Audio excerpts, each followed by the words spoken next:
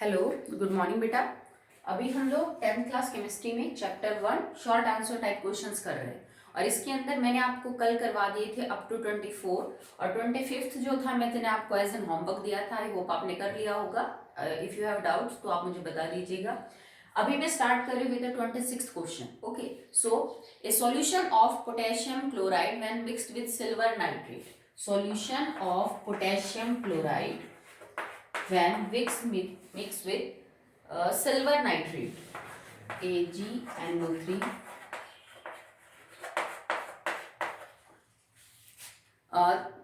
forms an insoluble white substance. Write the chemical equation involved and also mention the type of reaction. तो आपको पहले तो reaction पूरी करनी है। बनेगा क्या कि NO3 aqueous प्लस में AgCl AgCl बनेगा सॉलिड स्टेट में। तो जो व्हाइट पीपीटी बनेंगे, व्हाइट सब्सटेंस के बारे में ये जो बात कर रहा है दैट इज ऑफ AgCl और इसके व्हाइट पीपीटी बनेंगे। तो मैंने आपको जब ये प्रेसिपिटेशन रिएक्शन डबल डिस्प्लेसमेंट करवाई थी तो बोला था कि हर प्रेसिपिटेट का आप जो कलर है वो याद करेंगे, किस रिएक्शन में किस कंपाउंड के कैसे कलर के जो पीपीटी हैं वो बनते हैं। पीपीटी के कलर से सीबीएसई कई बार जो है वो क्वेश्चन पूछ लेती है। So potassium chloride react with silver nitrate to form white color PPT of AgCl. The type of reaction is double decomposition भी बोल सकते हैं आप इसको, या फिर इसको प्रेसिपिटेशन रिएक्शन भी बोल सकते हैं। Question number 27. Ferrous sulfate decomposes with the evolution of a gas having a characteristic order of burning sulfur. Write the chemical reaction involved and identify the type of reaction. तो ferrous sulphate क्या है बेटा? FeSO4। अगर आप इसको heat करोगे तो it will convert into Fe2O3 ferric oxide plus SO2 and plus SO3। अब ये दोनों क्या है बेटा? यहाँ पे गैस है। तो सल्फर, बर्निंग सल्फर जैसी स्मेल वाली जो तो गैस है वो कौन सी है? SO2 and SO3।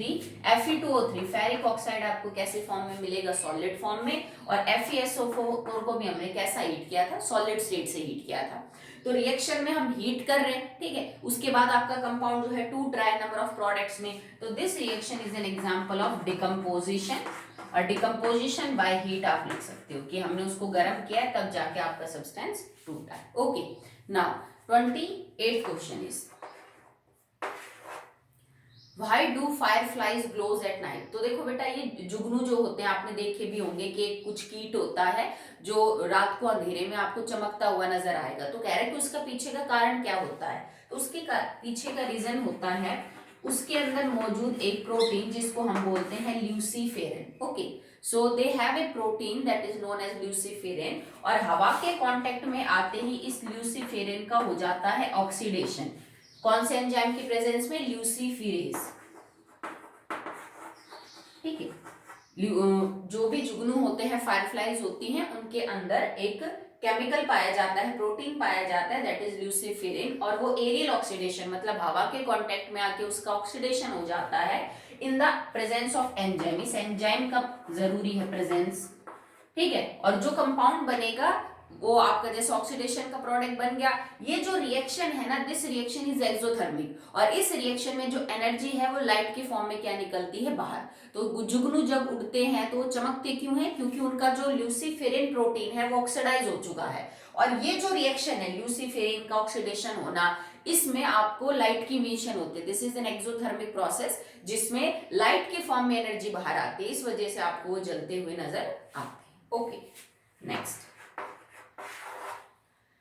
Grapes hanging on the plant do not ferment, but after being plucked from the plant can be fermented. Under what condition do these grapes ferment? It is a chemical or a physical process. अब ये क्या कहता है बेटा कि अंगूर की bell पे लगा हुआ जो अंगूर है वो फर्मेंट नहीं होता, सड़ता गलता नहीं है। जबकि अगर आपने तोड़ के अंगूर को रख रखा है तो कुछ दिन बाद वो सड़ जाएगा, गल जाएगा। उसका कारण पूछ रहा है। तो उसका कारण क्या होता है बेटा? जब अंगूर पेड़ के ऊपर लगा हुआ है तो जैसे हमारी इम्यून सिस्टम काम करती है, पेड़ की भी अपनी इम्यून सिस्टम होती है और वो उस फल को खराब नहीं होने देता। वो कोशिश करता है कि फल को बचाया जा सके। जब आप पेड़ पे से फल को तोड़ के साइड में रखोगे तो वो पेड़ के कांटेक्ट से हट गया। अब जो पेड़ का इम्यून सिस्टम है वो काम नहीं कर रहा, तो कुछ टाइम बाद क्या होगा? जो ग्रेप्स है वो गल जाएगा, सड़ जाएगा। ओके, और ये एक केमिकल चेंज है। Fermentation is a chemical change.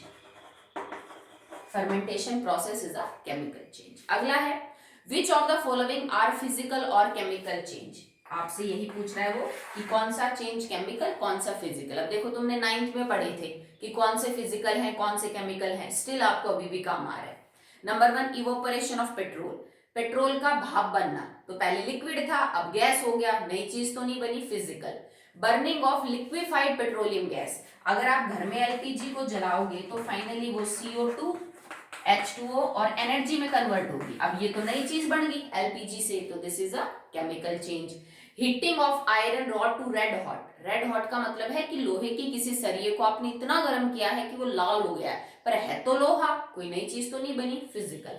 Curdling of milk, curding of milk का मतलब है कि तुम्हारे घर में जैसे मम्मी जो है वो दही जमाती है या दही बनाती है दूध से, तो दूध के अंदर कोई खट्टी चीज डाल के उससे दही बनाना, तो दूध और दही की प्रॉपर्टी तो अलग अलग है, मतलब हमने नई चीज बनाई है, रिवर्स भी नहीं कर सकते, एक बार दही बनने के बाद उससे दूध थोड़ी ना बनता है, तो it is a chemical change. Sublimation of solid ammonium chloride, तो sublimation of solid ammonium chloride का मतलब है कि मैंने अमोनियम क्लोराइड को सॉलिड स्टेट में लिया और ये सीधा गैस में कन्वर्ट हो गया, मतलब स्टेट ही तो बदली है ना, कंपाउंड तो स्टिल अभी भी क्या है, अमोनियम क्लोराइड है, तो यहां से हमने सिर्फ सॉलिड से किस में चेंज किया, उसको गैस स्टेट के अंदर चेंज किया, तो this change is also a physical, ये फिजिकल है। कर्डलिंग ऑफ मिल्क वाला जो चेंज है आपका केमिकल है, एलपीजी का जलना भी कैसा है, केमिकल चेंज। ओके नेक्स्ट देखिए बेटा, the next question is, it is question number 31। 31 question है, during the reaction of some metals with dilute HCl following observations are made, हम क्या कर रहे हैं बेटा कि डाइल्यूट जो HCl है उसको ले रहे हैं और कुछ मेटल्स के साथ उसकी रिएक्शन करवा रहे हैं, ठीक है, और फॉलोइंग ऑब्जर्वेशंस देखने को मिली, किसी मेटल ने कैसे रेस्पॉन्ड किया, किसी ने कैसे, आपको वो चीज जस्टिफाई करनी है कि एक्चुअली में मेटल्स ऐसा बिहेव क्यों कर रहे हैं। Number 1 is silver metal does not show any change, जब आपने डाइल्यूट HCl में इस मेटल की जगह पे सिल्वर डाला तो कुछ भी नहीं हुआ, रीजन इज क्योंकि बेटा इसके अंदर ये जो हाइड्रोजन है दैट इज मोर रिएक्टिव, मैंने आपको रिएक्टिविटी सीरीज लिखवाई थी, ठीक है, ध्यान आपने याद भी की थी, तो हाइड्रोजन जो है वो ऊपर आता है और सिल्वर नीचे आता है, अगर हाइड्रोजन ज्यादा रिएक्टिव है सिल्वर से तो सिल्वर हाइड्रोजन को डिस्प्लेस नहीं कर सकता, तो ये रिएक्शन नहीं होगी, इस वजह से कोई भी चेंज नहीं हुआ, ठीक है। नेक्स्ट देखिए, The temperature of the reaction mixture rises when aluminium is added. अब हमने क्या देखा कि अगर डाइल्यूट HCl को अंदर हम एल्यूमिनियम पाउडर डाल दें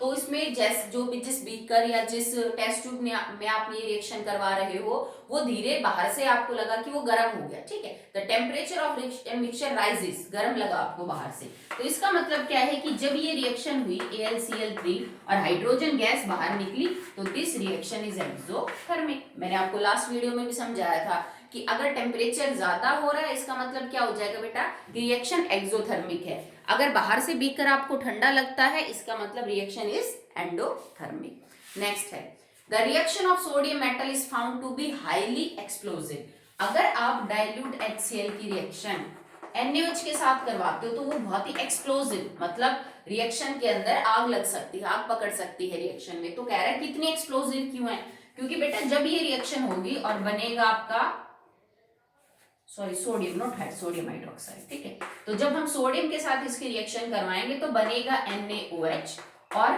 हाइड्रोजन गैस, और ये इस रिएक्शन में भी लॉट ऑफ हीट बाहर निकलती है, this is also exothermic reaction, इस रिएक्शन से निकलने वाली जो गर्मी है वो हाइड्रोजन को क्या कर देती है, जला देती है, और इसी वजह से हाइड्रोजन आग पकड़ लेती है, ठीक है, देखो रिएक्शन तो ये भी है पर इसमें इतनी गर्मी नहीं निकल रही कि हाइड्रोजन कैचेस फायर, ओके, इस रिएक्शन में बिकॉज सोडियम बहुत ही रिएक्टिव मेटल, आपको पता है ना रिएक्टिविटी सीरीज में ऊपर है ये, तो इतना ज्यादा रिएक्टिव है कि जब ये रिएक्शन करेगा तो इस रिएक्शन में बहुत ज्यादा गर्मी बाहर निकलेगी और वो काफी होती है हाइड्रोजन को जलाने के लिए, तो इस वजह से रिएक्शन विग्रस हो जाती है, हाइड्रोजन उसमें क्या पकड़ लेती है, आग। Some bubbles of gas are seen while lead Pb is reacted with the acid.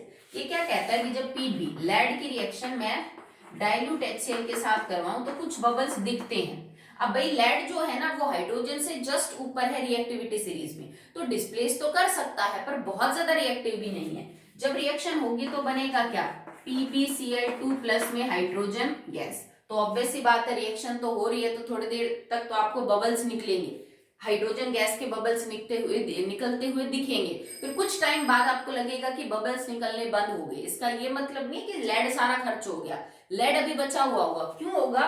क्योंकि PbCl2 एक प्रोटेक्टिव कवरिंग बना लेगा, प्रोटेक्टिव कवरिंग।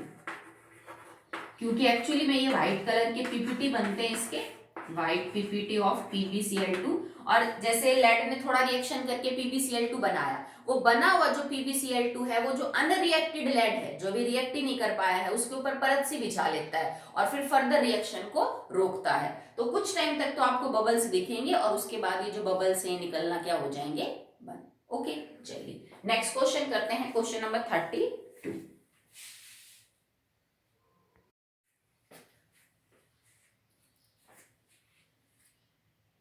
अगला क्वेश्चन है, a substance X which is an oxide of group 2 element. कोई सब्सटेंस है X, इसके बारे में हिंट क्या दे रखी है कि ये सेकंड ग्रुप की कोई ऑक्साइड है। अब आपको नहीं पता है, अभी आपने पीरियोडिक टेबल याद नहीं की उस तरह से कि जो ग्रुप सेकंड है वो क्या होता है, तो अभी आपको मैं बता देती हूँ, बाद में हम याद करेंगे 5th चैप्टर में, आपको फिर समझ में आ जाएगा। ग्रुप जो सेकंड है वो ये होता है बेटा, beryllium, magnesium, calcium, strontium, barium and radium. कुछ एलिमेंट्स आपने सुने हैं, कुछ नहीं सुने हैं, ठीक है। तो हमारे पास एक पीरियोडिक टेबल है जिसमें आपने एलिमेंट्स को रखा हुआ है, उसमें ग्रुप्स और पीरियड होते हैं, तो ये सेकंड ग्रुप है बेटा, ठीक है। तो क्या कहता है कि X कोई एलिमेंट है जो सेकंड ग्रुप का है, ठीक है, इनमें से कोई एक है, पता नहीं कौन है। Is use intensively in the cement industries, और उसको सीमेंट बनाने के अंदर बहुत यूज किया जाता है। तो याद रखना बेटा, सीमेंट के अंदर लगभग 50% के आसपास जो है आपका खाली क्या होता है? Calcium oxide. Cement actually is a mixture of various components like MgO, Al2O3, Fe2O3, SiO2, CaO, कई सारे केमिकल कंपाउंड्स को मिला के प्रोपोर्शन में, फिक्स रेशियो में हम सीमेंट बनाते हैं, ठीक है। पर इसके अंदर जो मेनली पाया जाता है that is calcium oxide. Okay, तो यहां से आपको थोड़ी हिंट मिल जाएगी।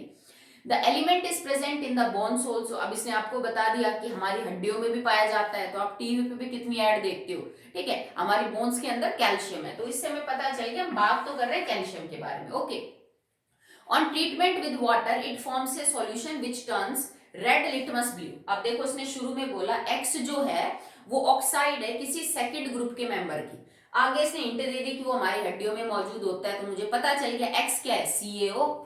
X is CaO। It react with water, ये पानी के साथ रिएक्शन करता है, तो देखो ये रिएक्शन हम कर चुके हैं। It will form CaOH twice, calcium hydroxide, and it turns red litmus blue, और इसने रेड लिटमस को ब्लू किया है। भाई रेड लिटमस को ब्लू कौन करते हैं? जो बेस होते हैं, तो कैल्शियम हाइड्रोक्साइड एक बेस है, इसलिए इसने कर दिया।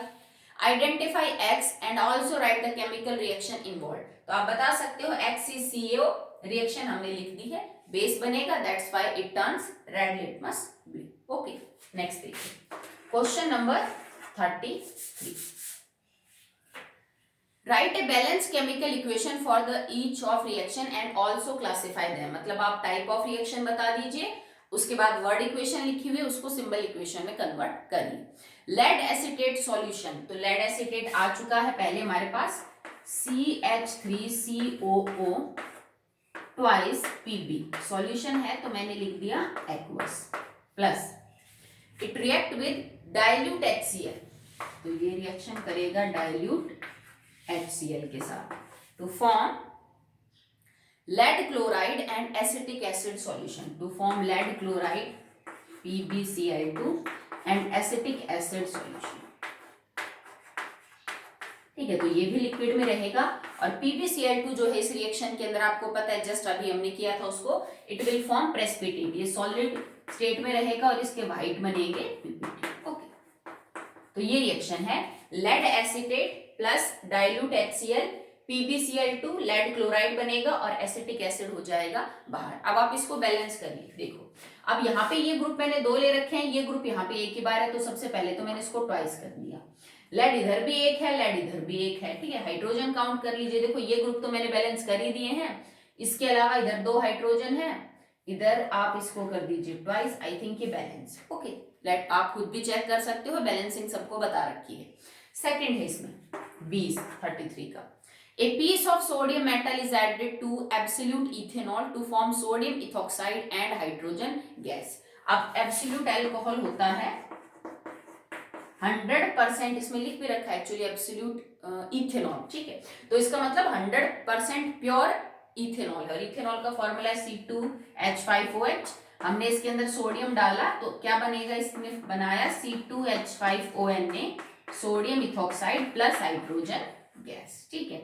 तो हम क्या करेंगे, इसको कर देंगे ट्वाइस, इसको भी ट्वाइस कर देंगे और इसको भी कर देंगे ट्वाइस। आई थिंक अब आपकी रिएक्शन बैलेंस है। Okay, let it check. आप देख लीजिएगा, अगर कोई मिस्टेक हो तो आप ठीक कर सकते हैं। ओके, सी अदरवाइज बैलेंस आप चेक कर लो। वैसे यहीं पे देखो, कार्बन आपके पास 4 है, 4 है, हाइड्रोजन कितने हैं 5 और 1 6, और 6 को मल्टीप्लाई करेंगे तो 12, 5 और ये 10, तो ये हो गए, और 2 12 बैलेंस है। ओके, नाउ सोडियम भी 2 है, देखो यहाँ 2 है और यहाँ पे भी सोडियम के आगे 2 लग रहा है। नेक्स्ट है hydrogen sulphide gas react with oxygen gas, H2S gas react with O2 gas, okay, to form solid sulfur and liquid water, to form solid sulfur and liquid water। इसने जहां जहां आपको स्टेट मेंशन कर रखी है आप बिल्कुल स्टेट मेंशन करेंगे। ओके, अब इसको बैलेंस करते हैं। हाइड्रोजन इधर 2 है, हाइड्रोजन उधर भी 2 है, सल्फर इधर 1 है, सल्फर उधर भी 1 है, ऑक्सीजन इधर 2 है, इधर ऑक्सीजन 1 है, तो मैंने इसको कर दिया 2। अब ऑक्सीजन उधर 2 करते ही हाइड्रोजन 4 हो गए, तो मैंने इसको भी कर दिया 2 से मल्टीप्लाई, और इधर 2 करते ही सल्फर 2 हो गए, तो मैंने इसको भी किससे मल्टीप्लाई कर दिया 2 से मल्टीप्लाई कर दिया। तो अब आपकी रिएक्शन बैलेंस है। आप मैंने समझाया भी था कि जब भी आप बैलेंसिंग करते तो पहले देख लो कि जो नंबर आपने यूज किए ना कि वो उसमें से कुछ कॉमन तो नहीं है। तो देखो इधर 2 है, इधर 1 है, इधर 2 है, इधर 2 है, तो इधर 1 आ गया ना, तो इसका मतलब सबसे सिंपल रेशियो आपका यही है। ओके, चलिए नेक्स्ट है आपका 34। Why do we store silver chloride in dark color bottles? तो ये तो मैं आपकी नोटबुक में क्वेश्चन के फॉर्म में लिखवा चुकी हूँ कि जो सिल्वर क्लोराइड है AgCl उसको डार्क कलर की बॉटल में इसलिए रखते हैं बेटा क्योंकि डार्क कलर के अंदर से सनलाइट बहुत कम अंदर पेनिट्रेट कर पाती है। यही रीजन है कि दवाई की जो शीशियां हैं वो ज्यादातर डार्क कलर की होती हैं, और ये कंपाउंड धूप की प्रेजेंस में टूट जाएगा, मतलब डिकम्पोज हो जाएगा। अगर आप सिल्वर क्लोराइड को स्टोर करके रखना चाहते हो और आपने उसको धूप दी तो धूप में ये केमिकल खराब हो जाएगा, सिल्वर अलग हो जाएगी, क्लोरीन अलग, तो हम ये नहीं चाहते ना। इस वजह से हम गहरे रंग की कांच की बोतल में इसको सनलाइट से दूर रखते हैं ताकि ये डिकम्पोज ना। ओके, चलिए नेक्स्ट है balance the following equations and also right the type of reaction. तो देखो आपने जितने क्वेश्चन किए हैं कितनी जगह आपको बैलेंसिंग और टाइप ऑफ रिएक्शन से क्वेश्चन आ रहा है, और सीबीएसई भी बेटा फाइनल पेपर में ऐसे पूछती है, आपको 3 रिएक्शन लिख के दे देगी बेटा तीनों को बैलेंस करो और इनमें टाइप ऑफ रिएक्शन बताओ, और डायरेक्ट 3 नंबर का क्वेश्चन, और आपका जरा सा भी टाइम नहीं लगता उसमें। तो इस टाइप के बहुत क्वेश्चन पूछेगी CBSE. 35 next is MgCl2, Mg plus Cl2 gets converted into MgCl2। Okay, तो ये तो रिएक्शन बैलेंस है ऑलरेडी, इसमें कुछ बैलेंस करने की जरूरत नहीं है। और टाइप क्या है, कॉम्बिनेशन, मैग्नीशियम क्लोरीन के साथ कंबाइन कर रहा है, रिएक्टेंट ज्यादा है प्रोडक्ट कम है। अगला है HgO, मर्क्यूरिक ऑक्साइड को हीट करेंगे तो मरकरी अलग और O2 अलग, ठीक है। अब बैलेंसिंग के लिए देखो बेटा इधर ऑक्सीजन 2 है, इधर ये किया और इधर ये किया, ठीक है। एक रिएक्टेंट है प्रोडक्ट 2 है और आप हीट कर रहे हो तो decomposition by heat, it is decomposition by heat, ठीक है। नेक्स्ट है आपके पास sodium and sulphur, sodium react with sulphur to form Na2S और ऊपर लिख रखा है फ्यूज, तो ये कॉम्बिनेशन है, इसने इसके साथ कंबाइन किया, ठीक है। तो रिएक्शन तो कॉम्बिनेशन है, बैलेंस कर लेते हैं इसको। 2 सोडियम है, इधर 2 सोडियम कर दिए, उधर ऑलरेडी बैलेंस है। नेक्स्ट है TiCl4, titanium tetrachloride, Ti is for titanium, ठीक है, plus magnesium, it react to form magnesium chloride and titanium, MgCl2 and Ti। अब देखो इस रिएक्शन में टाइटेनियम का कोई कंपाउंड था, मैग्नीशियम आया तो मैग्नीशियम ने अपना तो कंपाउंड बना लिया, टाइटेनियम को बाहर कर दिया। इसका मतलब this reaction is an example of single displacement reaction. Magnesium ने ज्यादा रिएक्टिव होने के नाते टाइटेनियम को बाहर कर दिया, वो कम रिएक्टिव है। बैलेंसिंग चेक करें तो इधर क्लोरीन 4 है, इधर 2 है, तो मल्टीप्लाई बाय 2। मैग्नीशियम इधर 2 है, इधर 1 है, तो मल्टीप्लाई बाय 2, बाकी रिएक्शन आपकी बैलेंस है।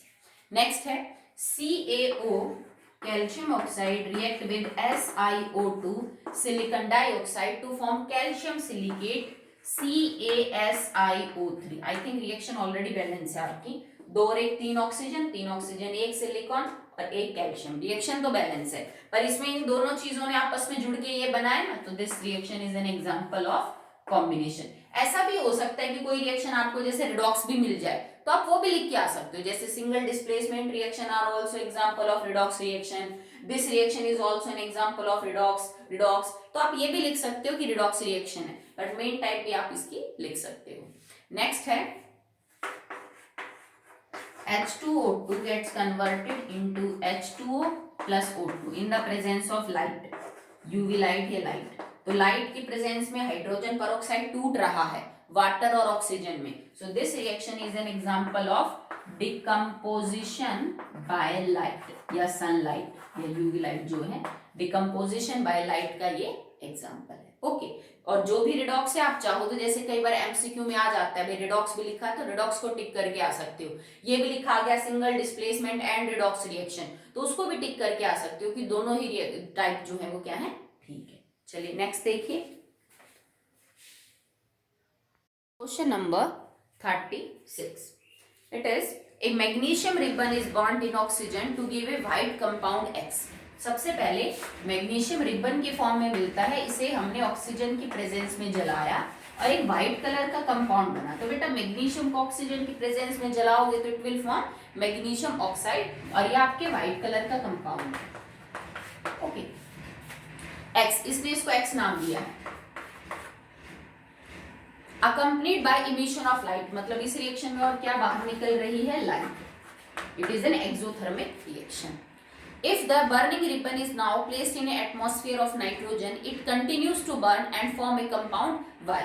ये क्या कहता है कि जो बर्निंग मैग्नीशियम जैसे जलता हुआ तुमने लिया, तो होता क्या एक्चुअली में कि जब आप रिबन को जलाओगे तो वो जलेगा, और जैसे हम कागज को जलाते हैं तो जलने के बाद कागज की राख बचती है, ठीक है, सेम होता है मैग्नीशियम रिबन के साथ। जब आप मैग्नीशियम रिबन को जलाओगे तो जितना मैग्नीशियम रिबन जला ऑक्सीजन के साथ वो MgO बनाएगा, और वो MgO एक्चुअली में राख है, जो नीचे आपकी राख होगी ना वो एक्चुअली में कौन होगी, मैग्नीशियम ऑक्साइड। अब कहता है कि इसी जलते हुए मैग्नीशियम रिबन को नाइट्रोजन गैस की प्रेजेंस में ले जाओ।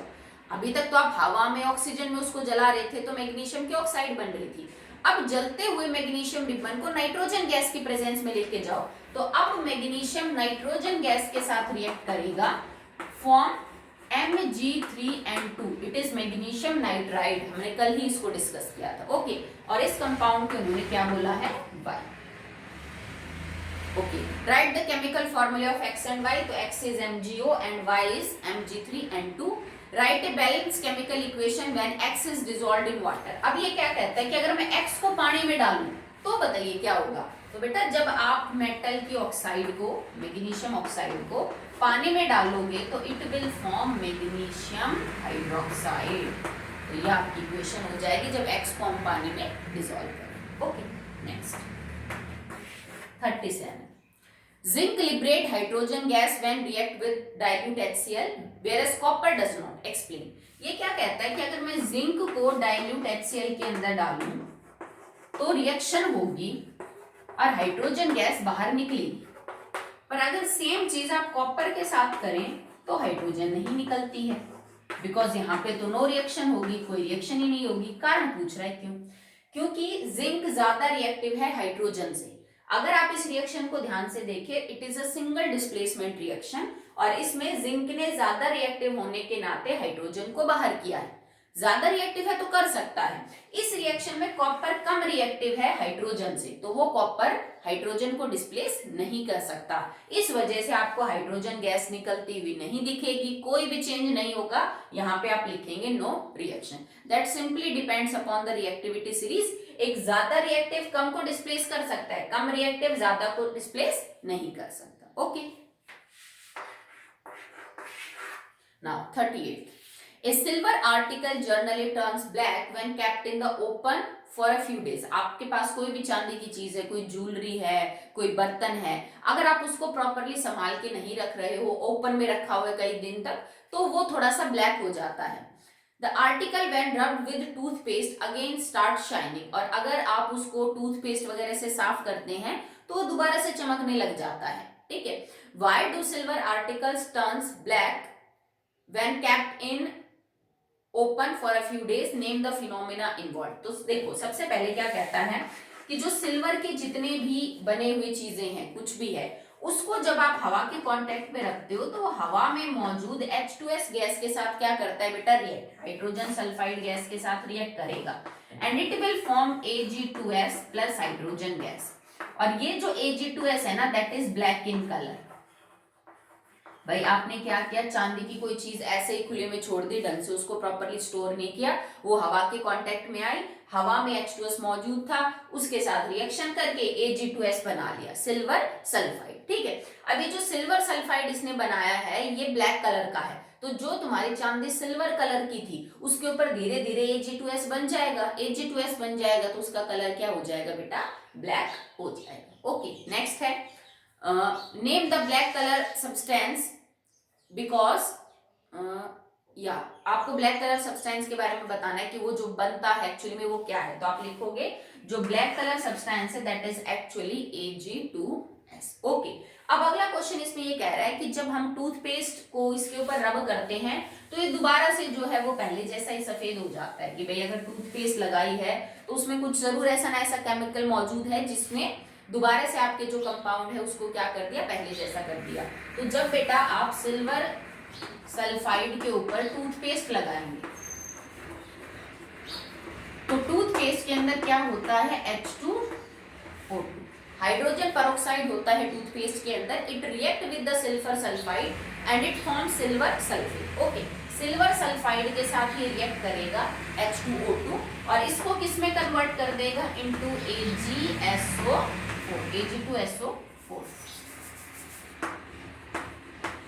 ठीक है, ये क्या कहता है कि जर्नली जो टूथपेस्ट है that will contain H2O2 hydrogen peroxide, और जब आप टूथपेस्ट से उस चीज को रब करोगे उसकी वो ब्लैक परत हटाने के लिए, तो टूथपेस्ट के अंदर मौजूद हाइड्रोजन पेरोक्साइड रिएक्ट करता है Ag2S के ऊपर जो चांदी पे जमी हुई है, और ये दोनों रिएक्ट करके बना लेते हैं silver sulphate that is Ag2SO4, और जिसका कलर कैसा होता है, व्हाइट होता है। तो आपको लगता है कि चांदी पहले जैसी होगी, क्योंकि अब एक्चुअली में Ag2S क्या बन चुका है, Ag2SO4 and that is white in colour. तो आपको शाइनी जो है मटेरियल आपका नीचे से निकल के आता है, आपको लगता है कि बिल्कुल नई जैसी आपकी ज्वेलरी हो। Okay, so that's all for the day. यहाँ पे आपके जो शॉर्ट आंसर टाइप क्वेश्चंस है वो खत्म होते हैं। कल हम स्टार्ट करेंगे with the long answer type questions. तो आज आप इसी को फेयर अप कर लीजिएगा। अगर किसी बच्चे को बुक का इशू है, समझ नहीं आ रहा है, नोट करने के लिए आपके पास है नहीं कोई चीज अभी अवेलेबल, तो आप मेरे को बता दीजिएगा, मैं फोटो सेंड कर दूँगी। ओके बेटा।